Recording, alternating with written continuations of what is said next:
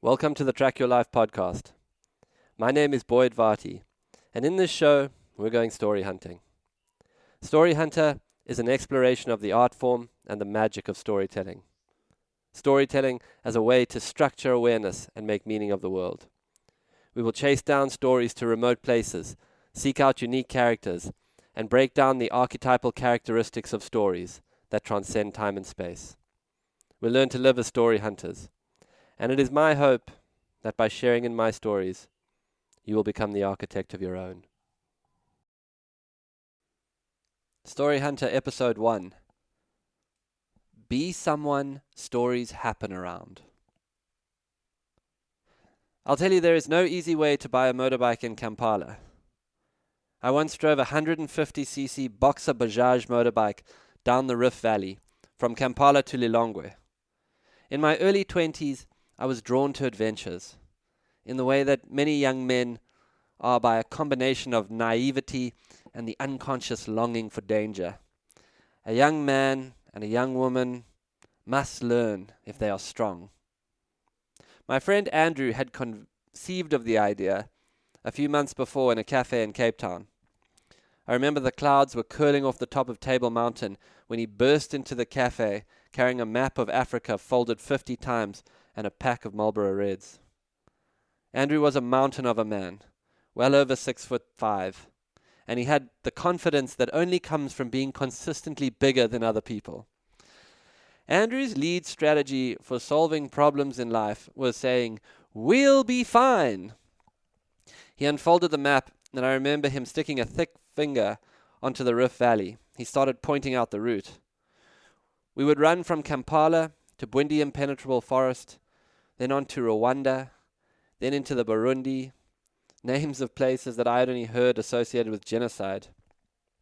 We would run a gauntlet through the eastern Congo, if they let us in. And then the idea was to catch an old German ferry down Lake Tanganyika into Tanzania, eventually crossing into Malawi at the outpost of Mbeya. "This road is fucked," he said. "This area has a militia and a few warlords, but we'll be fine." Africa's Rift Valley is beautiful.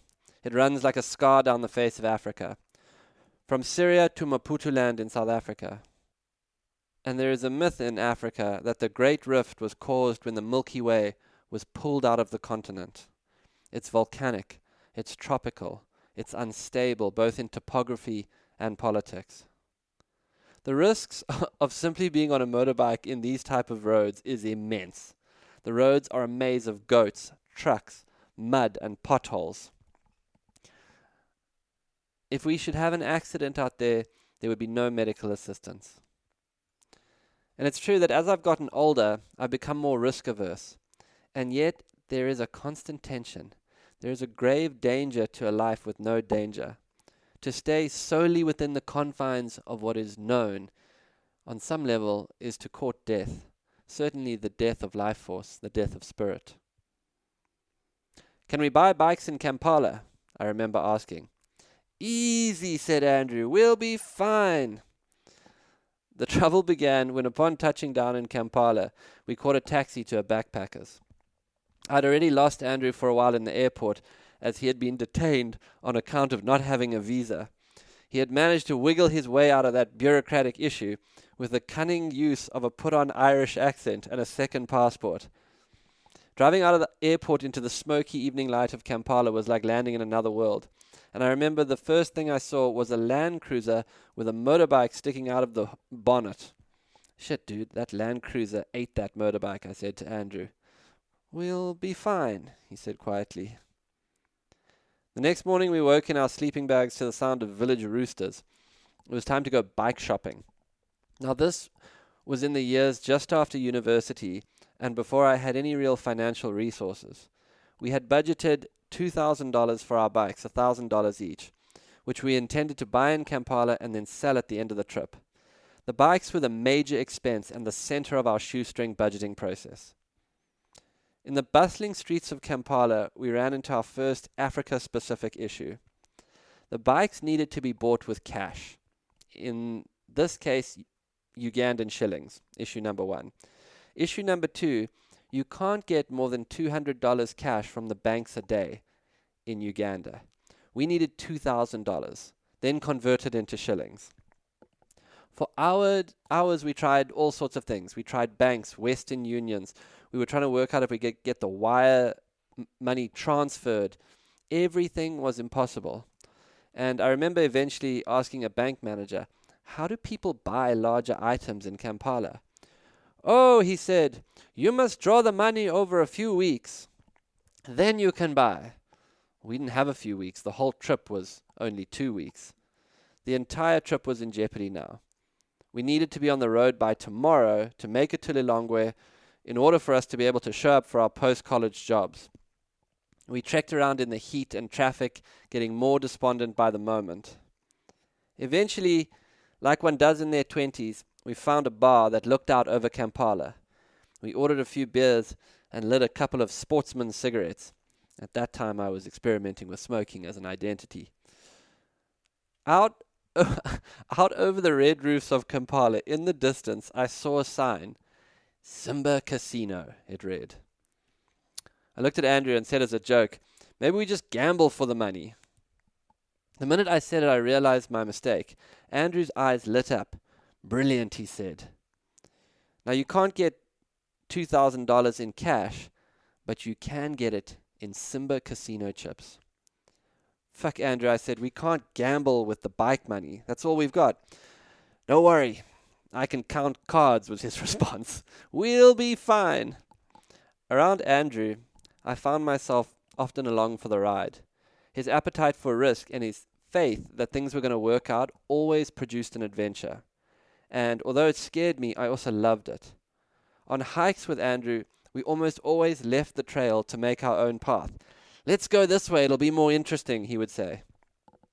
At the Simba Casino, the woman behind the cage made a call upstairs. I can give you $200 in chips, but you must play for an hour.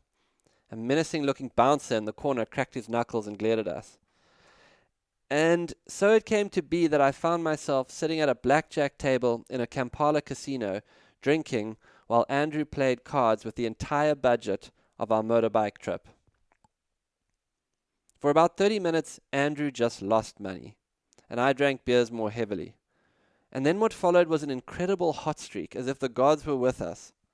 Eventually, we went up $2,050. We even rolled the last 50 on the roulette table on black.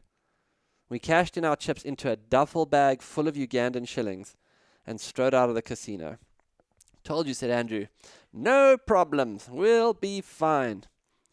By sunset, we were the owners of 2 bikes, and by dawn the next day, we were on the road. And as we rode out of Kampala, I had the feeling that Africa was swallowing us.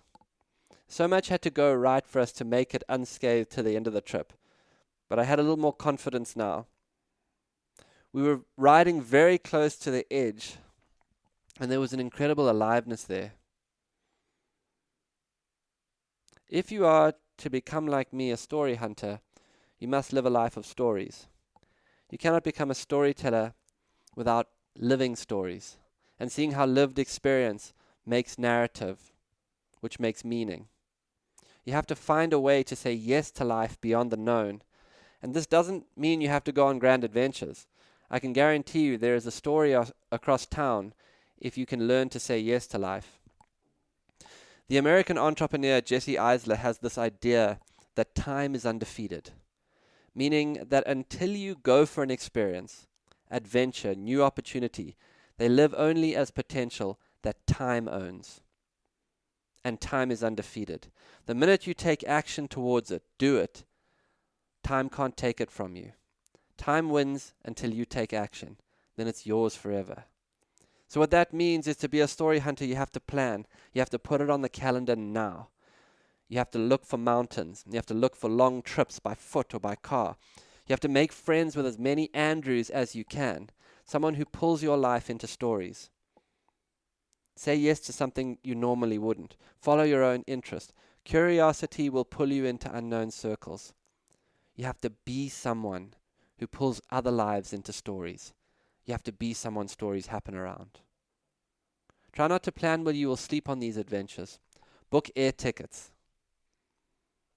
Be impulsive. Put things you talk about on the calendar today. Right now, go and book that time. If you like walking, go walk. If you like flowers, follow blooms around the world. There's a way to find your way into adventures. In fact, I heard there's a bloom in Death Valley right now. If you like food, be in kitchens. Seek out people and places that resonate with things that you're naturally curious about and commit to being in those spaces. If you can be in the space, adventures will emerge out of it. A story hunter is a meaning maker. In order to take up that role, you must live in wild stories so that people can feel the authenticity on you when you talk. This is a strange and critical job for this time. Your first assignment is to make a friend who loves adventures. Cross off the dates on your calendar, book flights, drive across town. Make a friend at the local bird-watching society. Seek out subcultures. Be someone stories happens around. Time is undefeated. You are the story hunter. Let the stories hunt you. Thanks for listening to another episode of the Track Your Life podcast with Boyd.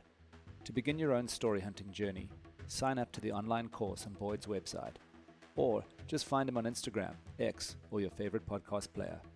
Please rate and review this podcast so that more people can find and enjoy it.